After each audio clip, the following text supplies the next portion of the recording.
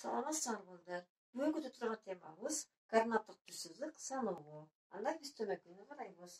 Координаттык саноого дейт. Бизге мына сызгыч сүрөтү көрүнүп турат. Сызгычты биз буга чейин билебиз, тааныйбыз.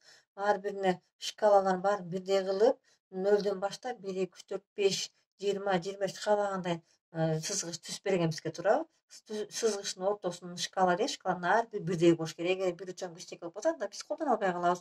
Анан сааттындагы ортосунда шкалалар баары бирдей болуп турат. Ошон үчүн биз саатты туура деп колдоно алабыз. Эми бүгүнкү көтөрүп турган темабыз координаттык түз сызык саноого дейт. Бизге мындай берилсин. АБ сан түз сызыгы берилсин. АБ сан түз сызыгы берилди. Мына жерде стрелкасы турат, көрдүңөрбү? Учуп турат. О чекитин дейт. О чекитин борбор деп айлайлы мынакей.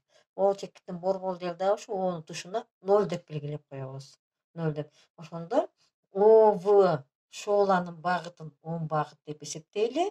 Анда шоолада 1, 2, 3, 4, 5 жана башка натурал сандарын көрөбүз, колдонот. Ал эми ОА карама каршы шооласында, ОА карама каршы шооласында -1, -2, -3, -4, -5 терс сандар белгиленет. Демек, натурал сандарга карама каршы сандарда бүтүн сандар болушат.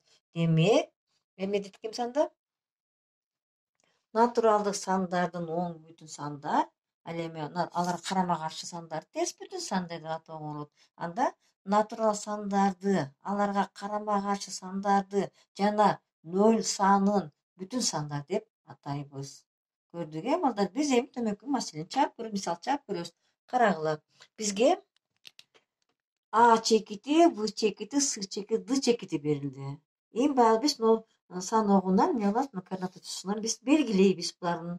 Демек, А чекитинин координатасы кайсы экен? -3 болуп турат. Демек, мына -3 таанып турасыздар. -3 тушуна А деп белгилейбиз. А. В чекитин карагыла. В чекити 2ден 9 жөнөкөй бөлчөк экен. Биз аны кантип чыгарабыз? Демек, биз жөнөкөй бөлчөктү 10-ко келтирген билебиз. Мурунку темада өткөнбүз. Биз ошондо 9ту 2ге бөлөбүз. 9ту 2ге бөлсөң 4төн беребиз, туура? 8 дейбиз дагы, кемирсең 1 калат. Демек, 1 калдык калды. 1 калдык калганда эмне алабыз?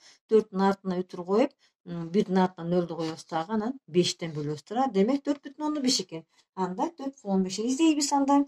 4,5 деген 4 менен 5тин ортосунда мынакей. Бул жер болсо, биз бул жерди В деп белгилейбиз. Кийинки чекити, С чекити. С чекитинин координатасы -1,5 дейт. -1,5 болсо, 0 менен -1 менен 0дун ортосу экен. Экөөнүн ортосун С деп белгилейбиз. Д болсо 0 дейт. Анда 0ду эмне дейбиз? Биз 0 тушун Д деп белгилейбиз. Көрдүңөрбү балдар? Биз А, В, С, Д чекиттерин белгилеп алдык мынакей. Биз эми анда кийинки мисалды карабыз. Биз дагы А, В, С, О чекиттери берилди мына бизге. Ошондо биз азыр координаттык түзсүздүктө саноогунда эмне кылабыз? А, В, С, О чекиттерин белгилейбиз. Белгилеп туруп, анан кайра мына бизден сурап атат. -3, -2,4, 5,4 булар кайсы чекиттен чоң, кайсы чекиттен кичинекей? Бизден ошону сурап атат. Ошондуктан биз азыр биринчи А, В, С чекиттерин белгилеп алабыз. Демек, А чекитинин координатасы -5,2 экен. Анда мына бул жер экен, бул жердин А деп белгилейм. В чекитинин координатасы -2,176 дейт. Андан бул жерди белгилейбиз мынакей. В чекитин белгилейм. О чекитин О координатасы дейт. Андан бул жерде О дейм 0 экен, О чекитинин координатасы 0 экен. С чекитиники 5,114 дейт. Анда бул жакта экен. Оң жакта мына бул жердин мынакей. С деп белгилейм, Муну белгилеп алдык. Биз эми азыр бизден сураган деги сандарды карайбыз, бүтүн сандарды карайбыз, сураган. Ошондо -3ту белгилейбиз. -3 мына бул жерде турат. Мен азыр белгилегенде башкача мына белгилеп коеюн. Анан -2,4 турат. Ал бул жер экен, Мына бул жерди белгилеп коеюн. Анан 5,104 дейт. Муну белгиледим. Эми карайбыз эми. -3 кайсы чекиттин арасында турат? Демек, мына Адан чоң, Вдан кичинекей экен. Көрдүңөрбү? Анда кантип жасайбыз? Биз чоң кичине белгини койгон билебиз да, мынакей. -5,2ден чоң, -3, -2,176дан кичинекей. Көрдүңбү? Демек, А чекиттен чоң, В чекиттен кичинекей экен. Эми Экинчи минус 2,14 карайбыз. Мына бул жерде болуп тура. Эми бул жерден карагын. В чекитинен чоң болуп турат. О чекитинен кичиээк болуп турат. Анда жазабыз.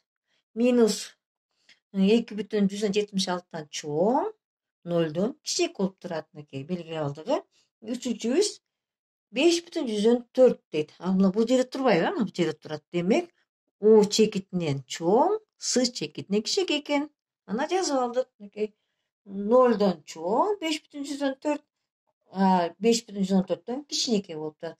Көрдүңөр балдар, биз кандай белгилеп алдык, Бул белгилеме боюнча силер тапшырманы аткара аласыңар деп ишенем. Анда бизге тапшырма номер 480, номер 481. Эмки көрүшкүнчө сак саламат болуңар.